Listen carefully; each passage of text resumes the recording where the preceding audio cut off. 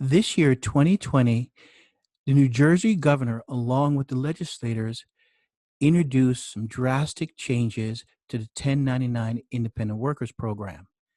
And while this affects all independent workers in New Jersey, we will look at it in terms of how this may affect the child support program. Let's get started.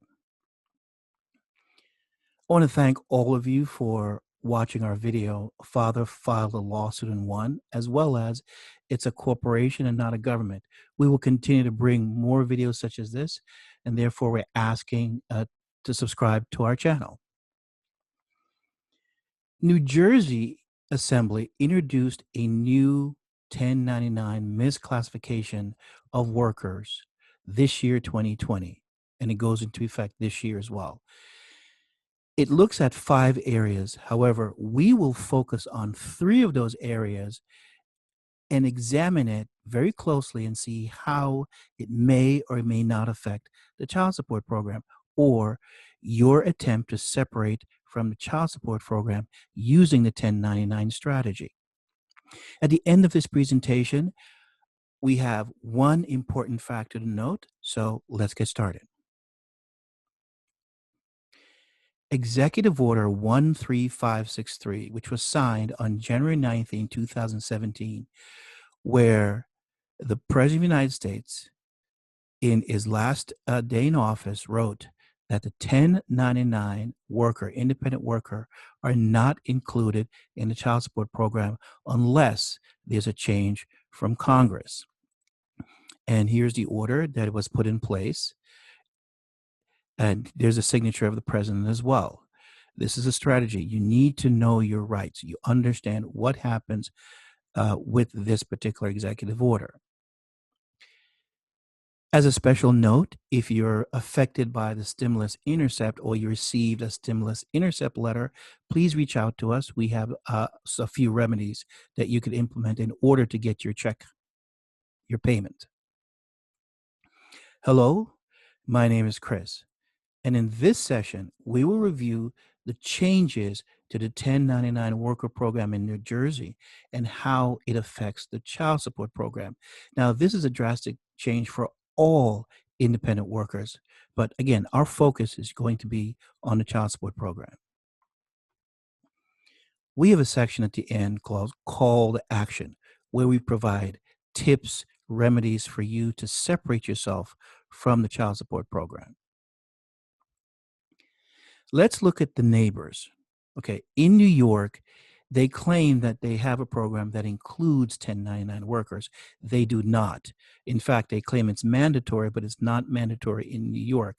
Therefore, you can use this strategy to escape your child support if you're in New York.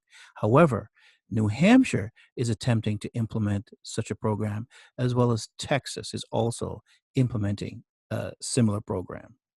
What New Jersey is now introduced this year.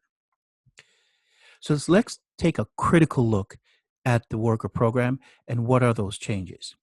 There were several changes made. However, we want to focus on these 3 here. The first one is called the increased penalties. That's A5839, and that went into effect April 1st, 2020. What it says is that companies that misclassify independent contractors are now subject to penalties. That is, the penalties up to $250 per employees for the first violation and $1,000 for employee for the second violation, as well as what they call gross wages. Why this affects child support is we feel that the agency, my opinion, the agency could use this change to threaten an employer to change the classification of an independent worker by saying, well, we don't believe that that worker is independent, and therefore these are the fines if you do not comply with our program. The next category is access to tax information. That is A5842. That one's effective immediately. What it says is that there's an exception to the confidentiality clause for your entire tax record. That means the Department of Labor in New Jersey can obtain your entire tax information, includes statements, reports, audits, returns, and other files in an investigation regarding taxes. Next, they could specifically target an industry such as drive sharing industry, the delivery industry, as well as hair salon, hairstylists, barbershops, as well as the child support industry. I have a red hour next to this. This is a problem because as an independent worker, your tax filing is only to be released to the Internal Revenue Service as well as the state treasury, but not to the Department of Labor or any other agency. I could see where that the child support agency somehow gain access to this information to compel men who are on child support or who are independent workers on child support that they shall and must release their tax returns according to state law. Third, posting requirements and anti-retaliation. That is A5843. That's effective April 1st, 2020. This is where the employers are required to post notice to independent contractors, letting them know of the policies and the procedures, as well as to discharge folks or contractors if they feel somehow they've become a problem. Now, this section says that if an employer were to do this, then they could be fined for damages, or the contractor could say, well, you terminated me as a result of a child support inquiry. Well, this is a problem. This becomes a he said, she said. The employer could let the hirer of the contract could said, well, we no longer need your services. The independent contractor says, no, you terminated me because child support reached out to you. Again, this is a problem within the law, how it relates to child support. Now, this affects all independent workers, but specifically, I think child support is affected by this. Here's what's happening as well. There is a danger because the legislature are planning to introduce another bill that failed, and that was to change the status of independent workers. Well, here's a problem. If you're an independent worker, 1099, and the child support industry or the state decided that, well, we're not going to classify you as a 1099, we're going to change your status as a worker, then that's a problem. That becomes a constitutional challenge. So these are the three areas. Again, there are other parts of the law, but these three areas, I think, poses a threat to men who are forced to be on child support as a result of being an independent contractor. So here is where my opinion.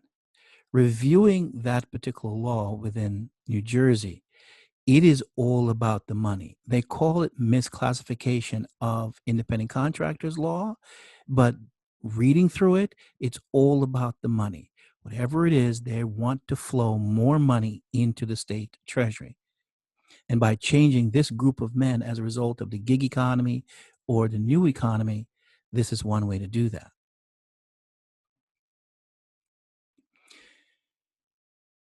I've said this is all about the money. In New Jersey, under administrative wage garnishment 45 CFR 32, these are the collections, the garnishment for New Jersey over the last 5 years from 2014, 2018. As you can see, there's a steady flow of garnishment that is about $1.15 billion. And then it dropped slightly in 2018 to 1.06. So that's a slight drop from a consistency across the board. I wonder why that is happening and what do you do in order to increase or put it back to the same level. In the 2010 census, there are 8.9 million residents in the state of New Jersey, the Garden State, as well as there were 32,000 acknowledgement of paternity established through the child support program. As you know, acknowledgement of paternity is one of the avenues for enrolling men in the child support program. New Jersey is ranked number 8 in terms of garnishment and collections from quote unquote non-custodial parents, which are usually men. We have a video called The 5 States Cashing In on Your Payments. You can review that for the top 5 states. So here is my opinion. 22 U.S.C. 7102, and that is abuse or threatened abuse of law or legal process. Now that New Jersey has introduced this new changes, drastic changes to the 1099 worker, what will that do to the child support program or every other program? In my opinion, anyone who is an independent contractor in New Jersey should pay attention to this law. It is very important. It could change the way you conduct business, as well as if you're involved in child support or are forced to be involved in child support, pay attention uh, to this law. So here's some of the challenges that I see with this new law. First, the employer manual, which was dated September 2019, clearly indicates that independent contractors are not included in the manual. It is not. The section that's here on the screen, it says termination. It asks for two things, and the first of one is you must notify the child support agency when an employee stops working there. But the second and critical part, it says here, you may voluntarily notify us in the event that you're doing a withholding from the independent contractor. Hint, hint, voluntary. We are not telling you that you should collect. We're not asking you to garnish your check. All we're saying is you notify. So from a federal level, the program is protected. The next protection is the Consumer Protection Act. Again, this is a federal program, and it's 15 U.S.C. 1673. There's a case called Jones. In this, the justices rule that all independent contractors' wages, earnings, revenues are protected by the consumer from a federal level.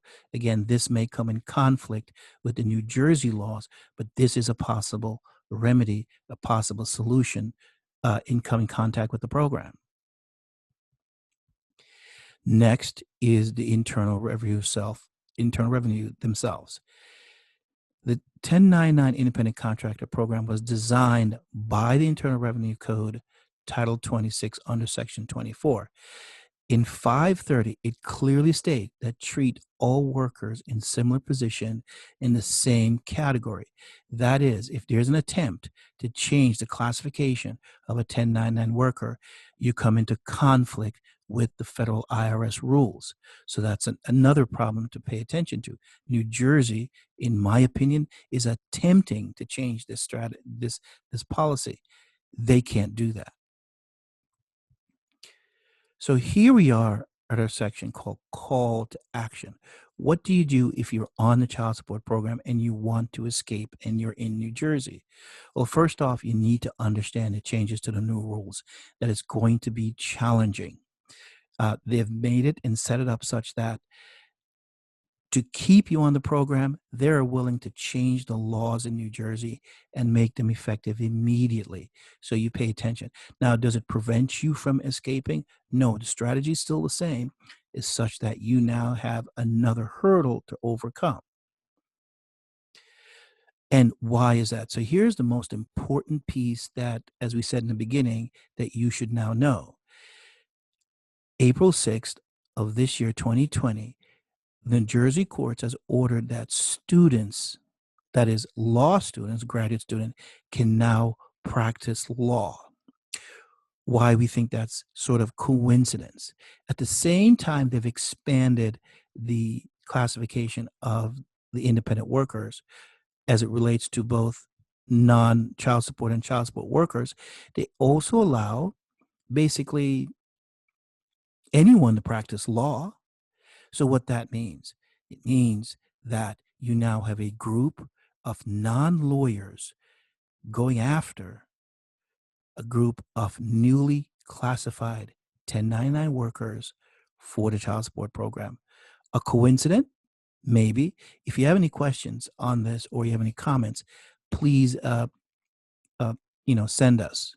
We'd love to hear from you. So this brings us to almost the end, where if there's any questions you have on this video or any other video, please email us, as well as we ask that you like or subscribe to our channel and ring the notification bell. We are also asking for a donation to keep us continue our research in this area of child support.